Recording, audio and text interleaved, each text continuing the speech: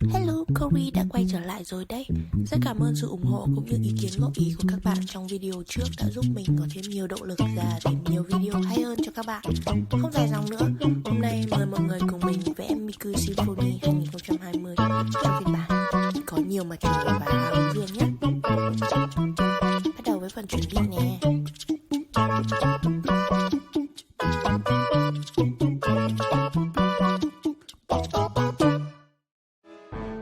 Mình đã từng vẽ Miku Symphony 2020 một lần trong năm ngoái.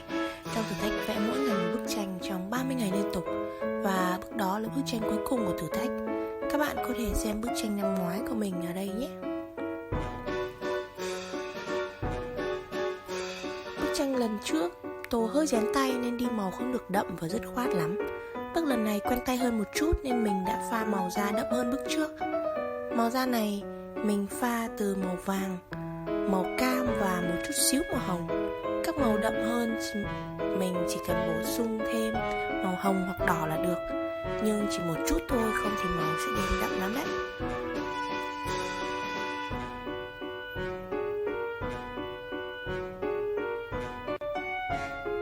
Ui, đậm quá rồi, phải thấm nhanh thôi. Mình sẽ viền váy bằng một màu base vàng nhạt.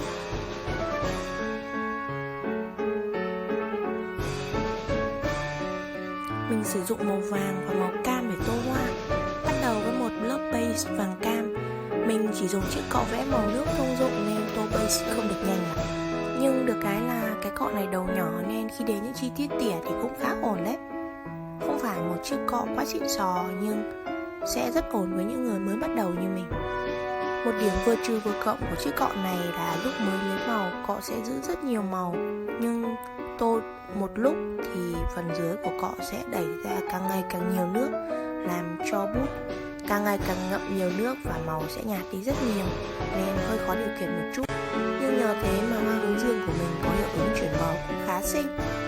Sau đó mình sẽ dùng màu cam đổ bóng cho hoa, vẽ theo hình bầu dục, mỗi cánh hoa một hình, kết hợp đổ bóng một hoặc hai bên viền cánh hoa để tạo cảm giác sâu hơn cho cánh hoa. Tô lần lượt mỗi cánh một ít, chỗ nào đậm quá thì nhớ thấm bằng giấy nhé. Những cánh hoa nhỏ thì mình chỉ chấm một chấm cho nhanh.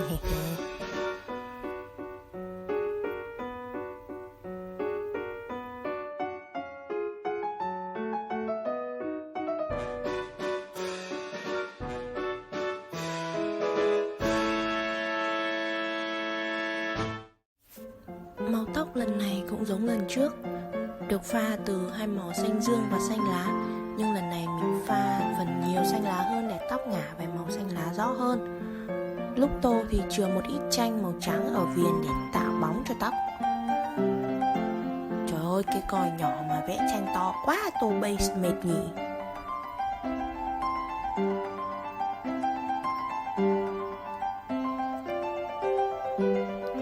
Màu dùng để đổ bóng vẫn là các màu trên và kết hợp pha thêm xanh dương đậm. Mình đã lên ý tưởng cho bức Miku Symphony trên cánh đồng hoa hướng dương này từ khá lâu rồi, và đến bây giờ mới có cơ hội thực hiện. Ban đầu mình dự định video tuần này sẽ vẽ một nhân vật khác, nhưng tuần này là sinh nhật của Miku nên xin phép được ưu tiên gái nhà một tí.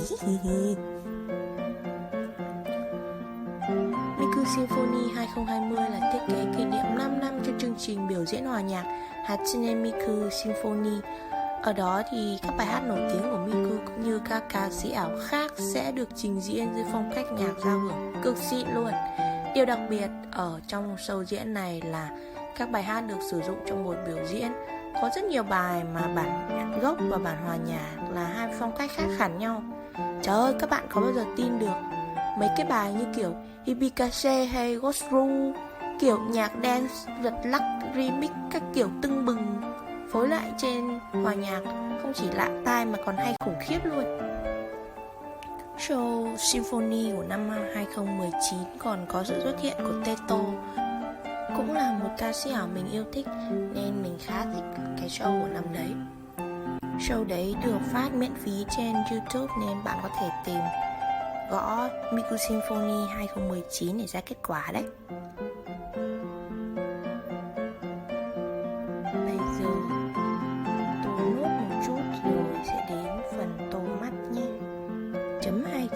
giản là xong này.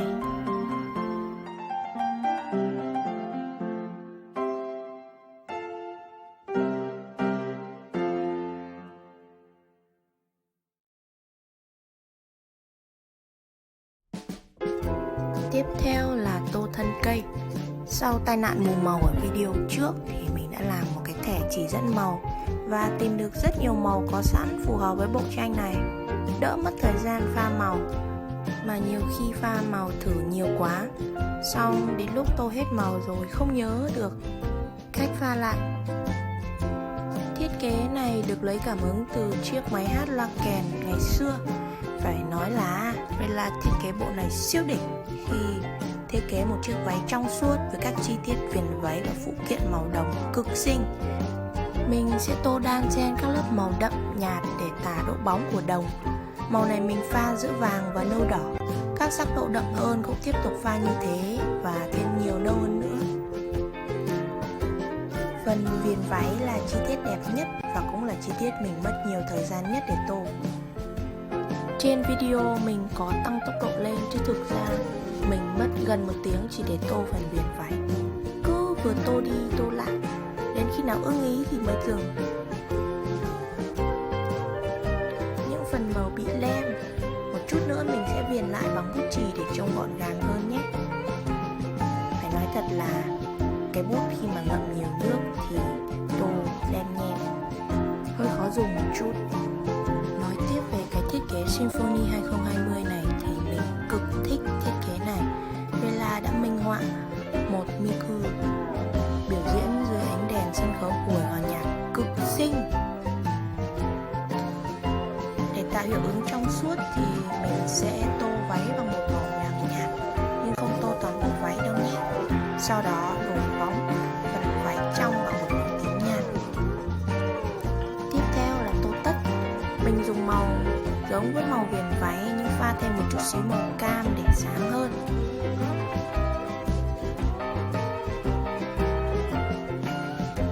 Sau đó là tô nhị của hoa hướng dương. Hoa hướng dương đối với mình là một loài hoa dễ vẽ vì không cần tỉa quá nhiều. Mình chủ yếu dùng các màu nâu, chấn chấm đan xen nhau chứ không tỉa mấy, nên là phần này phải nói là hoàn thành khá nhanh. Chỉ cần chấm chỗ nào không ưng ý thì lấy bút quẹt đi hoặc thấm màu. Nói chung là hơi tùy hứng nhưng vẫn ra được thành quả ưng ý.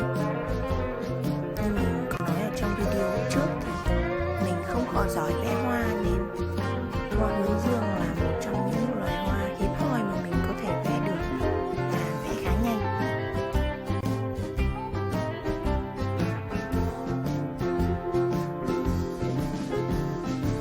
Tiếp tục với phần cây cỏ, mình tô lần lượt màu đậm dần về phía sau. Bút nhiều nước hơi khó điều khiển nên đến những phần chưa tô kín thì tí nữa mình sẽ viền lại bằng màu chì. Phần nền xa nhất mình sẽ pha xanh với đen. Tô nhanh nhanh vào nến. Bước tiếp theo nào.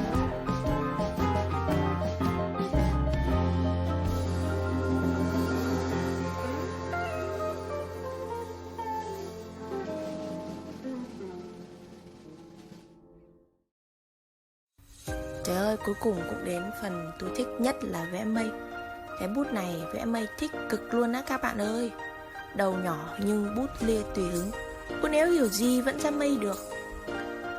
Nói chung là ổn lắm. Bước cuối cùng trong hành trình của ngày hôm nay, tẩy nét thừa và viền lại nét bằng chì nước. Bao nhiêu lỗi lầm từ đầu tới giờ, nào là tô lem nhem, tô thiếu nét, tô không đều. Đừng lo lắng, hãy để chì nước sửa lại tất cả. Tại sao mình lại chọn chì nước mà không phải là chì khô? Bởi vì ngòi chì nước thường mềm hơn, dễ đi màu lên đậm và dễ blend hơn chì khô. Chì nước cũng không để lại vân chì quá mạnh mà vẫn đảm bảo yêu cầu đi những đường line gọn gàng. Không chỉ thế, khi cần bạn có thể dùng cọ vẽ, chấm nước, làm pha màu để chì nước trở thành màu nước thực sự đấy. Tất nhiên là khi sở hữu cả hai chức năng trong cùng một họa phẩm thì hiệu ứng không thể tốt như cả hai màu riêng biệt rồi, nhưng sẽ là công cụ rất tiện đấy. Cũng chính vì khả năng tan trong nước này nên trước khi sử dụng, bạn nhớ phải để tranh thật khô rồi mới tô nhé. Nếu không thì tranh sẽ bị những vệt nửa chì nửa nước, lem nhem rất khó sửa đấy. Bạn sẽ không muốn tranh của mình có những nét line chỗ to chỗ nhỏ phải không nào?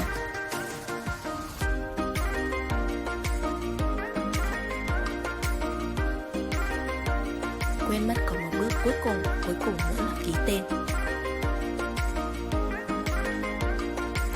Vậy là mình đã hoàn thành xong bức fan art Miku Symphony 2020 trên cánh đồng hoa hướng dương rồi. Cảm ơn các bạn đã xem hết video. Nếu thích, đừng quên cho mình một like, một subscribe và follow mình trên Instagram Korea Artwork để cập nhật những bức tranh mới nhất của mình nhé. Chào các bạn và hẹn gặp lại trong những video tiếp theo. Bye bye!